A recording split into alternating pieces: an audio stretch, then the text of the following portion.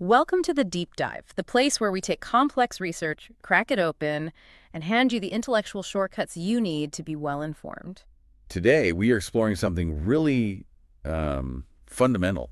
It touches on human potential, success, even happiness. Yeah, we're diving deep into the monumental research of Carol Dweck, focusing specifically on her revolutionary work that defines the concept of mindset. It's a huge text in psychology and motivation, really. And our mission today is, well, it's to unpack its central idea Which is? that your most basic belief about your own intelligence, your personality, it profoundly shapes, maybe even determines the entire path of your life. Wow. Okay. So it determines things like your capacity for achievement. Achievement, your relationships, how resilient you are when things get tough. It sounds simple, almost too simple, maybe. It does sound simple on the surface, but the real-world consequences are, frankly, dramatic. And we want to make sure you, the listener, really get the blueprint to understand the difference. Okay, let's unpack this. I think the best place to start is maybe the origin story, the fascinating part of Dweck's discovery. Absolutely. Her big breakthrough didn't come from some abstract theory. No. No, it came from watching actual kids, 10-year-olds, facing failure. She gave them these puzzles. Right, I remember reading about this. They started easy. Exactly. Started easy, then they got intensely difficult, really tough. And this is where Dweck, kind of operating from her own assumptions at the time. Which she later realized was more of a fixed perspective, yeah. She saw something totally unexpected. Most kids got frustrated, right? Which seems normal. Yeah, frustrated, maybe a bit defeated.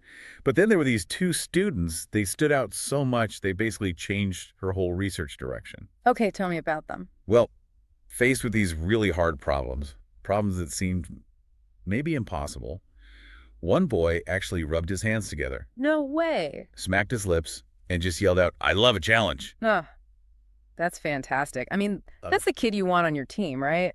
Totally. And the other one, he was still focused on the puzzle, looked up almost like pleased, grateful even. Grateful for a hard puzzle. Yeah. And said, I was hoping this would be informative. That is genuinely astonishing. My first thought, probably, like a lot of people, would be maybe something's wrong with their competitive side. They're failing. Exactly. But Dweck saw it differently.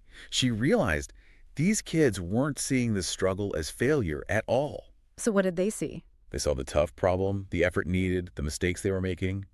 They saw it all as just essential parts of learning. Ah, okay. So it wasn't about the outcome for them. Precisely. They had this belief system that completely disconnected their self-worth from whether they solved it right then and there. So the struggle wasn't proof they were bad at it. Not at all. It was a gift, a chance to push past where they were. And that critical observation, that's what led Dweck to define the two core mindsets, fixed mindset and growth mindset. Got it. So over the next, say, half hour or so, we're going to define these mindsets really clearly. Yeah, explore the totally different paths they lead us down. Academics, sports, leadership. Even relationships? Oh, definitely relationships. And then, maybe most importantly, we'll talk about the practical steps.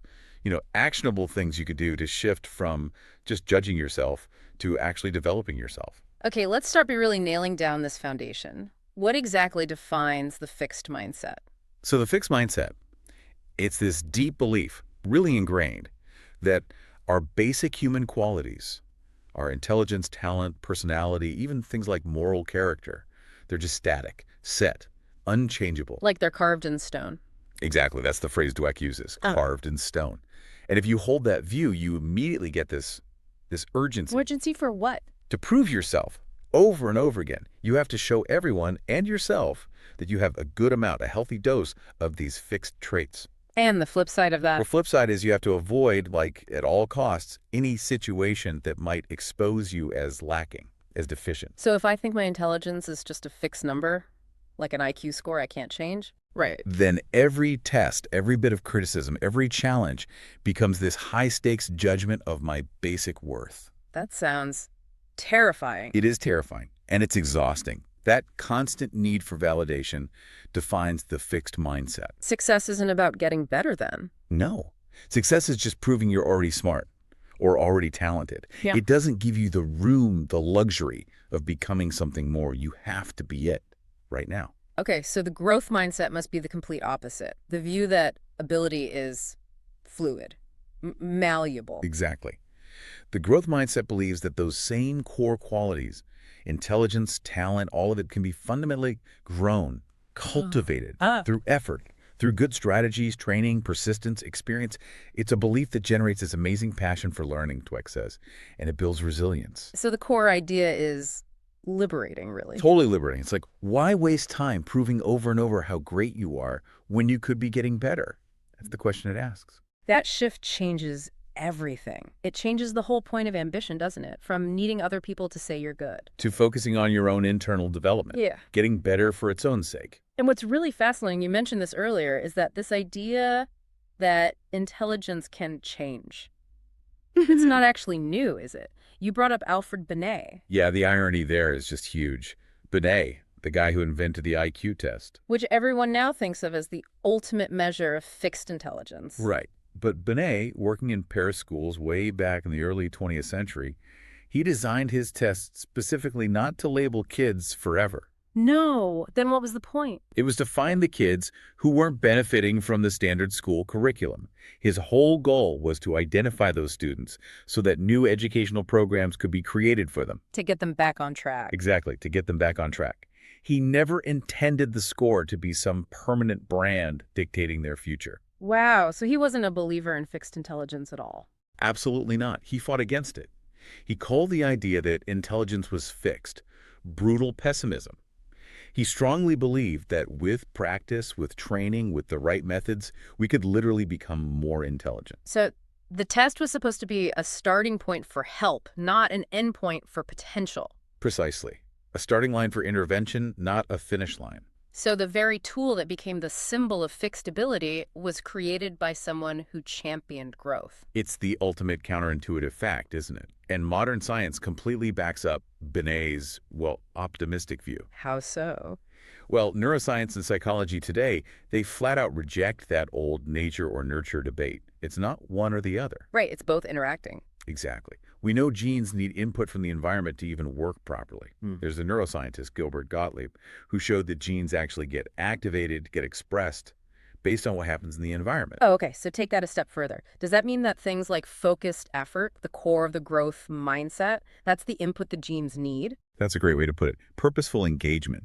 That's the critical input that lets the genes related to ability actually express themselves. It literally strengthens the neural pathways in your brain. So your brain physically changes based on what you do. Yes.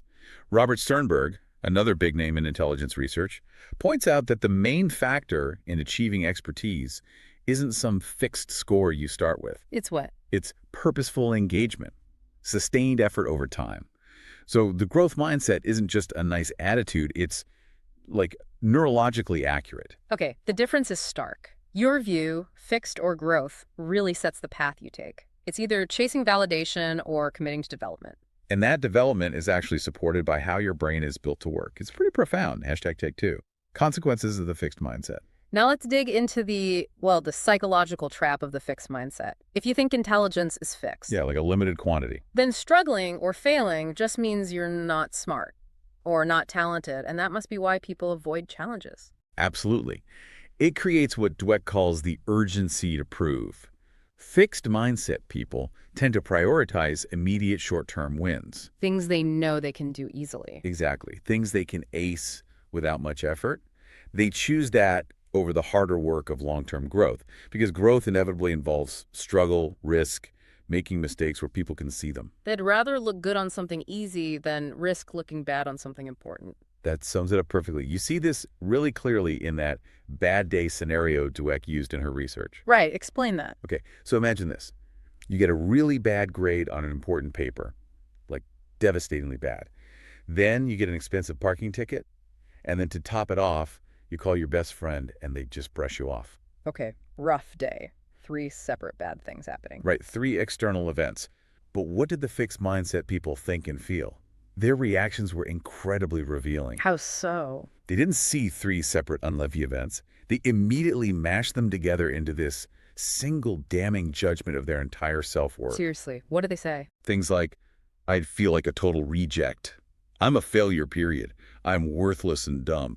One person even said, I'm slime. Wow. So the mindset acts like this instant translator. turning bad luck into a character flaw. Exactly. I am a failure, not I had a failure. Hmm. It becomes an internal, permanent judgment about who you are. And that fear, that terror of being labeled a failure, that leads to devaluing effort. Directly. Because in the fixed mindset, effort is kind of paradoxical. It's seen as proof you lack ability. How does that work? Well, the story we often tell ourselves, the cultural narrative, is that if you're truly gifted, things should just come easily, Okay. effortlessly. The natural genius myth. Precisely. If you have to visibly sweat and struggle at something, well, that must mean you're not fundamentally good at it. We celebrate that effortless achievement all the time, don't we? Mozart just writing symphonies, the athlete who never looks tired. Yeah, and that narrative is really toxic for actual growth. It creates this dangerous mental block because the fixed mindset person avoids the absolute worst case scenario in their mind, trying your absolute hardest Yeah. and still failing. Ah, I see. If you hold back effort, even just a little. You always have an excuse, right? Right. You can always tell yourself, well, if I had really tried, I could have done it. So holding back effort protects the idea of your fixed ability, even if it means you don't perform as well. Exactly. You sacrifice the actual achievement to protect the appearance of potential.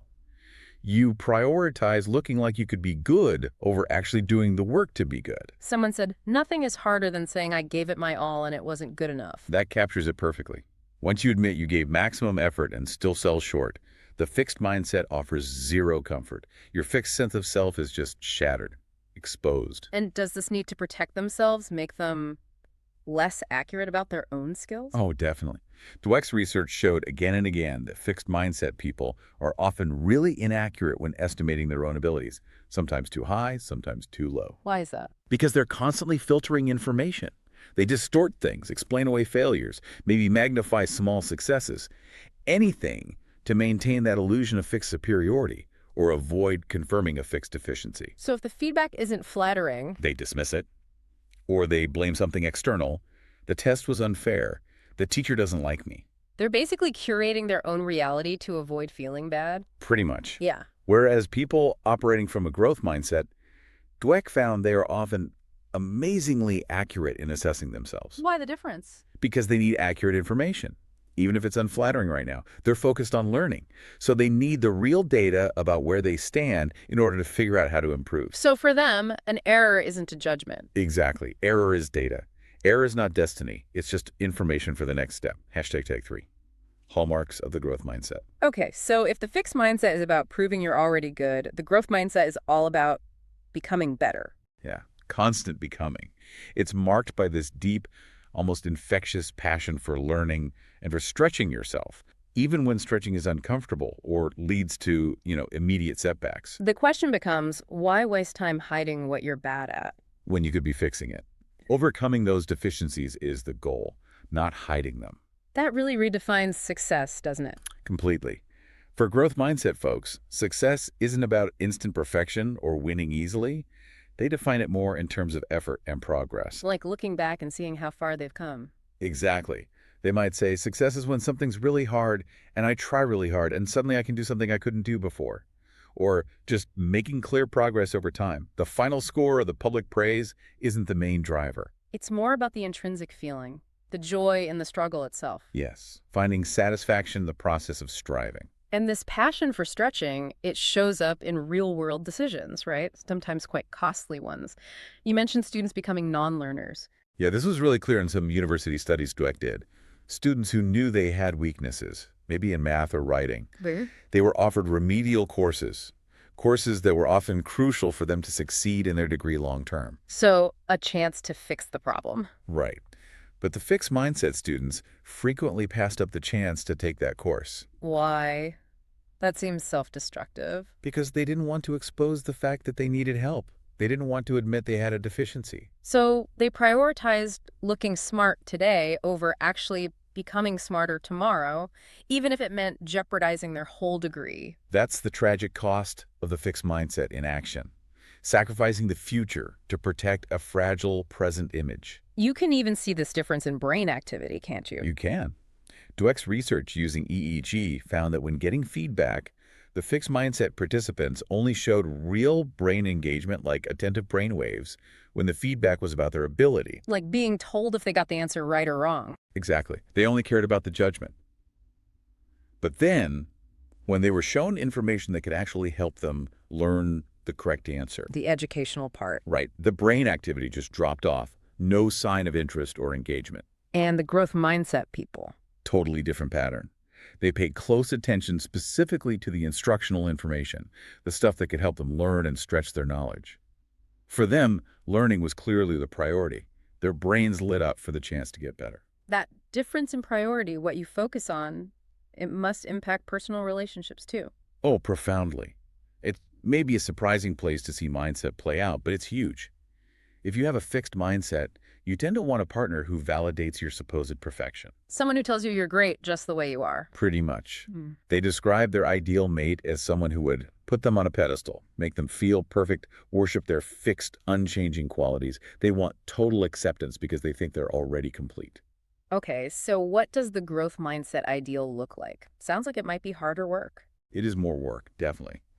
But the potential for intimacy is much deeper. They hope for a partner who would, and there's a quote, see their faults and help them to work on them. Wow. Someone who challenges them. Yeah, challenges them to be better, encourages new learning, supports their growth. And how does this affect conflict? Fights happen in any relationship. Right. In the fixed mindset, when problems arise, they're often seen as signs of a fundamental character flaw in the partner. Something irreparable. You are selfish or you're just not considerate. So it becomes about blame and judgment. Exactly. In the growth mindset, conflict is viewed very differently. It's seen more as a chance, an opportunity to develop greater understanding, to improve communication. It requires effort from both sides and strategic thinking about how to solve the problem together. So the conversation shifts from whose fault is this permanent flaw To, okay, what can we learn here? How can we communicate better next time to avoid this? It's a fundamentally healthier way to build a life with someone. #TechFora. Mindsets in the real world. Once you start thinking in terms of these mindsets, you really do see them everywhere. Let's talk about how we judge potential. The sources had some strong words about that. Yeah, it ties right back to that fixed idea that ability is something you can just measure right now and predict the future from. There was a great quote from Michael Reardon. What did he say? He said essentially, you cannot determine the slope of a line given only one point, as there is no line to begin with. Meaning a single assessment, one test score, one observation at one point in time tells you almost nothing about someone's potential to develop in the future. It completely ignores the crucial factor of effort over time. And history is full of examples of people initially written off, isn't it? Absolutely littered with them. Yeah. Charles Darwin was considered an average student. Jackson Pollock's early art was judged harshly. Elvis Presley was told to stick to driving trucks. Geraldine Page, the actress, was told she had no talent. Right. The growth mindset gives us a much better definition of potential. It's simply the capacity to develop skills with effort over time, not a fixed starting point. NASA seemed to understand this when picking astronauts. That's a fantastic example. They learned they didn't just want people with perfect track records, straight A's, nothing but success. What did they look for instead? They actively looked for people who had experienced significant failures and could clearly show how they bounced back, how they learned from it. That's incredible. They valued resilience, the evidence of a growth mindset in action, more than a perfect record. Exactly. They understood that dealing with the unexpected challenges of space required that ability to adapt and learn from setbacks. We see this play out in sports too, right? The whole natural talent myth often hides the real story. Oh, massively. It's comforting to think Michael Jordan was just born dunking from the free throw line. But the reality was different. Very different. He was famously cut from his high school varsity team. Muhammad Ali, who seemed like the epitome of natural charisma and talent, he actually failed the physical measurements boxing experts used back then to spot naturals. Their greatness came from incredible dedication, relentless practice, studying opponents, and that mental toughness that really only comes from a growth mindset. The sources also highlight Billy Beane, the Oakland A's guy from Moneyball. His story is really interesting from a mindset perspective. It's a perfect case study, really. His own playing career was almost a tragedy of the fixed mindset. How so? He was supposed to be a huge talent. Immense natural talent, everyone said so. But inside his head, he was trapped. His thinking was, if I'm naturally talented, I shouldn't need to try hard. So effort felt like weakness. Exactly. Effort wasn't admission he wasn't really a natural. So when things went wrong, when he struggled, instead of working harder or changing his approach, What did he do? he'd get angry, look for excuses, maybe break a bat. He couldn't escape that fixed thinking as a player. It sabotaged him. He was stuck defending the idea of his talent instead of actually developing it. Perfectly put. But then, later, as an executive, watching others, managing a team, the light bulb went on. He realized. He realized mindset, strategy, commitment. Those were way more important than just raw talent at the start. His whole Moneyball approach was fundamentally growth-focused, finding undervalued players who had strong processes, who showed improvement, rather than just chasing guys with natural gifts. That focus on process over just the final score, it reminds me of John Wooden, the legendary basketball coach. Wooden is the ultimate example. His whole philosophy removed the final score as the main measure of success. What did he focus on instead? He taught his players the only real question was, did I make my best effort? If you could honestly answer yes to that. Then what? Then, he said, you may be outscored, but you will never lose. That's pure growth mindset. Success defined internally, by striving, not by external results. Now, shifting gears a bit, we see the dark side of the fixed mindset really clearly in leadership, right? The CDO disease. Oh yeah, that's the fixed mindset amplified in the corporate world, often with disastrous results. Leaders like Lee Iacocca, especially later at Chrysler, or the guys at Enron, Lay and Skilling. What happens with them? They start seeing their companies less as complex systems needing constant learning and adaptation, and more as, well, platforms. Platforms for proving their own personal fixed greatness. And that leads to some predictable bad behaviors. Very predictable, very destructive. Arrogance creeps in. Defensiveness. They start shutting down dissent, pushing out anyone who criticizes them. Surrounding themselves with yes men. Exactly. People who just validate their brilliance, and they focus on short-term wins, things that boost the stock price now to keep looking like a superstar CEO. Often, that comes at the expense of the company's long-term health and ability to learn. Iacocca, for example, eventually lost touch with the car market because he stopped listening. He became a corporate non-learner. So who are the counterexamples? The growth mindset leaders. Think about Jack Welch turning GE around, or Lou Gerstner saving IBM. They showed constant active humility, interestingly enough. Humility, how did that look? Well, Gerstner, faced with turning around the giant sinking ship that was IBM, didn't pretend to have all the answers. He attacked the internal culture of elitism, opened up communication, constantly asked questions, listened to people lower down. He valued learning from within. Absolutely. He rewarded teamwork and continuous improvement. Jack Welch was similar when hiring. He famously looked less at fancy degrees and more for passion and a desire to get things done. That's valuing effort and process. So the contrast is stark. Fixed mindset leader is about ego, needing validation now. Right. While the growth mindset leader is about relentless curiosity, admitting they don't know everything and focusing on long-term improvement, even if it means facing uncomfortable truths about the company or themselves. #5. Parenting, praise, and practical change. Okay, this last part feels incredibly important for everyone listening. How do we actually apply this? Let's talk parenting, teaching, and just changing ourselves. Starting with praise. There's a surprising danger there. Yes, this is one of Dweck's most famous and maybe most counterintuitive findings. It really needs careful handling. Praising a child's inherent intelligence or talent, saying, you're so smart, or wow, you're a natural, it actually backfires. How can praise backfire? Isn't it supposed to build confidence? You'd think so, right? Yeah. But what it actually does is teach the child the fixed mindset message unintentionally. Explain that. The child learns this formula. Success means I'm smart. Therefore, failure must mean I'm dumb. Dweck did studies where kids praised for intelligence actually chose easier puzzles later on. Easier ones. Why? Because they didn't want to risk failing and losing that smart label. They performed worse when things got harder because the threat of failure felt like a threat to their very identity. They panicked. Okay, that makes sense. So the actionable advice for parents, teachers, anyone giving feedback is shift the focus. Absolutely. Shift the focus away from the static trait, you are smart, and onto the process. Praise the effort, the strategies they used, the choices they made, their persistence. Can you give an example? Sure. Instead of, you got an A, you're brilliant, try something like, wow, I really liked how you tried all those different ways to solve that math problem until you finally figured it out. Or you kept working on revising that essay, even when it was frustrating. That shows real dedication. So you're praising controllable actions, not fixed traits. Exactly. You're highlighting what they did, which they can choose to do again, rather than who they supposedly are. And what about messages around failure? It's natural to want to shield kids from disappointment. It is natural, but it's ultimately harmful. Protecting them from failure denies them really crucial learning opportunities. It gives them a warped view of how success actually happens. The sources had that story about Elizabeth the gymnast. Yes, a powerful example. She lost her first big competition. Her dad didn't give her some fake pep talk like "you were robbed" or "don't worry, you're still the best." What did he do? He sympathized with her disappointment, validated her feelings, but then he was honest. He basically said, look, you haven't really earned it yet. If this is something you truly want, it's something you'll have to work much harder for. Wow, that's direct, but also supportive. It's a perfect blend.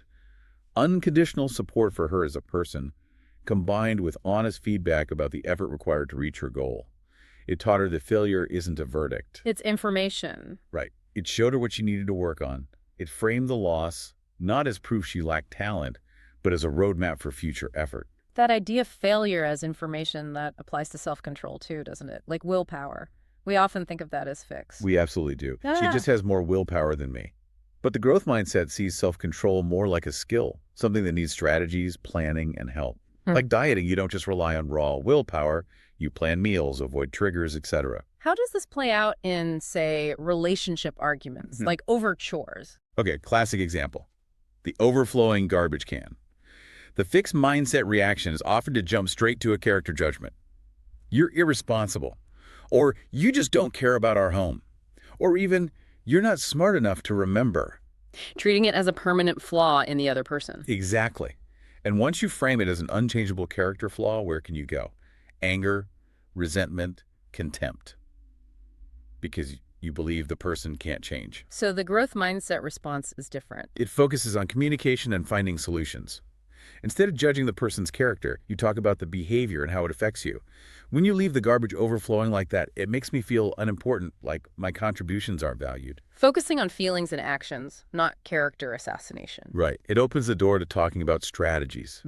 Could we maybe agree that whoever notices it's full takes it out? It becomes about problem solving together, not winning a moral battle. Okay, so for personal change, the real work is internal, changing that voice in our heads. That's the core of it. We all have that internal monologue, that judging voice. The voice of the fixed mindset character, as Dweck calls it. The one that says, I'm stupid, I messed up again, they rejected me, I'm unlikable. Exactly. We have to learn to recognize that voice and consciously switch to the voice of the growth mindset coach. And what does the coach say? The coach asks questions. Okay, what can I learn from this? Wow. What specific strategy didn't work here? How can I improve my approach next time? What's one small manageable thing I can do differently right now? Shifting from judgment to learning and strategy. Yes.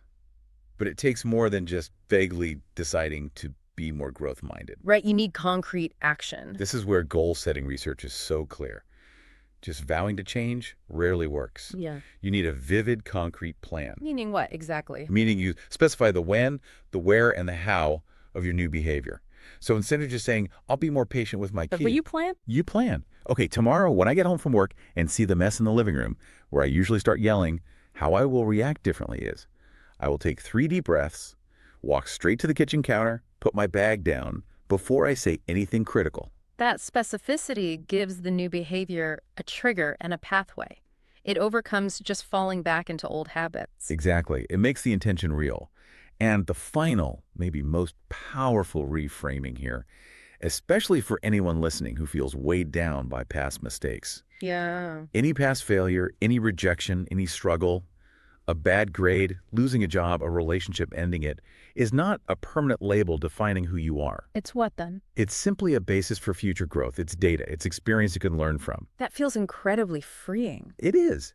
That's the Okay. true liberation of the growth mindset. It lets you value what you're doing, the effort, the learning, regardless of the immediate win or loss. You could dedicate years to searching for something, a scientific discovery maybe, that doesn't pan out. But the effort wasn't wasted. Not if you approach it with a growth mindset. The search itself, the learning, the striving, pushing beyond your limits, that had profound meaning and value in itself. What a powerful way to wrap things up.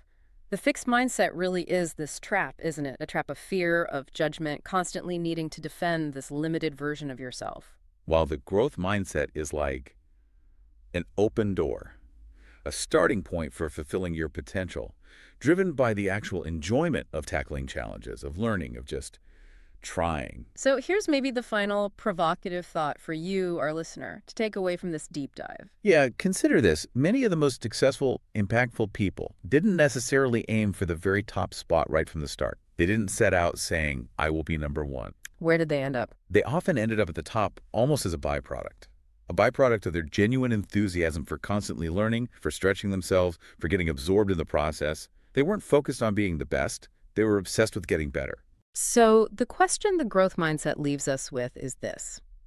Based on everything we've talked about today, what's one specific thing you can commit to learning or improving this week? Not for the grade, not for the promotion, but just for the sake of growth itself, regardless of the immediate outcome. Try applying that framework to one challenge you face. See how it shifts your perspective. And we hope you'll continue diving deep into complex topics with us next time.